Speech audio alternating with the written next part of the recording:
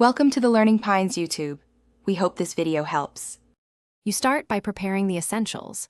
Obtain your API key and confirm account permissions, then install the official SDK or plan to use curl. Once done, ensure your environment supports TLS 1, 2, and a JSON parser for responses. Next, find the correct endpoint, quotes, historical, or orders, and make a simple get with your key and a symbol to verify connectivity. This first call proves headers, auth, and rate limits work. Make sure to inspect the raw JSON to learn field names and types. Now you implement authenticated requests and robust handling. Use the authorization header with bearer and your key, and plan for key rotation so credentials don't leak.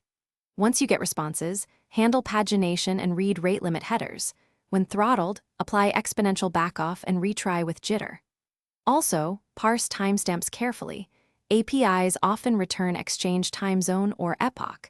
Convert to ISO 8601 for consistency. Finally, validate numeric types and nulls so downstream. Finish by executing live workflows.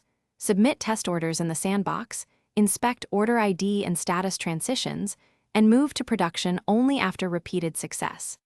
Then subscribe to webhooks or WebSockets to receive real-time fills and price updates, and reconcile events against your order server. If something breaks, log full requests and responses securely, examine error codes and messages, and replay failed calls with identical parameters. One key troubleshooting tip. When stuck, compare sandbox versus production responses. Differences in scopes or endpoints are a common root cause.